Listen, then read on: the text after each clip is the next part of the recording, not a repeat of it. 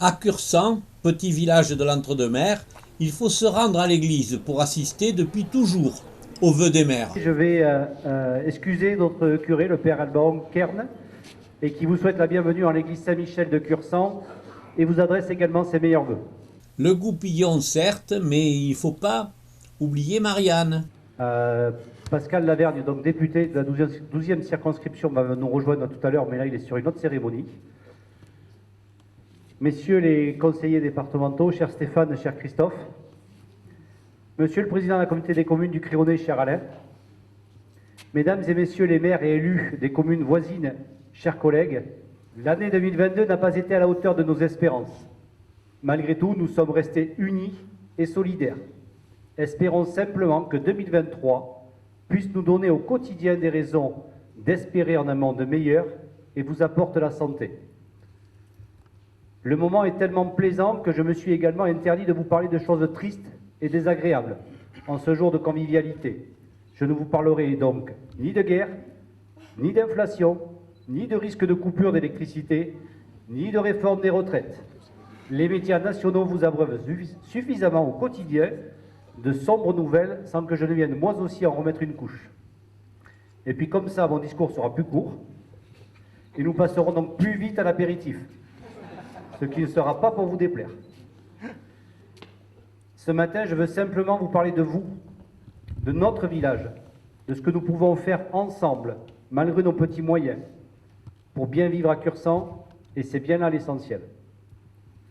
Le contexte sanitaire complexe que nous avons traversé et avec lequel il nous faut encore composer, avec précaution, aura au moins eu le mérite de redonner un mot solidarité, ses lettres de noblesse. Je mets de côté le restaurant scolaire, les économies d'énergie et les divers compliments.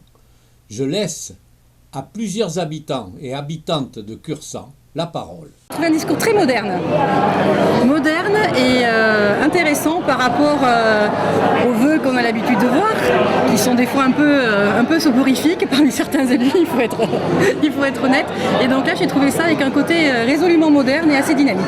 Alors, d'abord sur la solidarité dans la commune, sur les milieux associatifs et puis tous les efforts qui ont été faits sur les structures, les entretiens des routes, le bâtiment de l'école, la restauration de l'école qui est un gros chantier qui a commencé déjà sur le précédent mandat et qui est en train de continuer sur celui-ci avec un gros investissement qui va finir par se terminer. L'optimisme, comme d'hab, l'optimisme en fait, malgré la morosité un peu sociale et économique, Ludo nous a donné un peu de bonnes nouvelles aussi avec des projets qui sortent et puis toujours pareil de la modération aussi par rapport à nos comportements et puis à savoir qu'on est quand même bien encadré et bien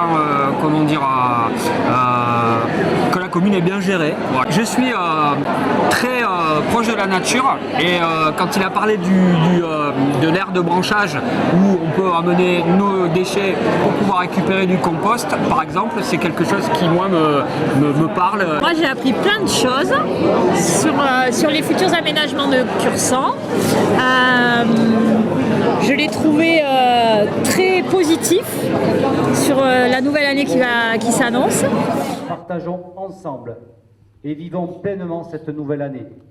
Que la santé, le bonheur et l'épanouissement jalonnent vos existences tout au long de 2023. Très belle année à toutes et à tous.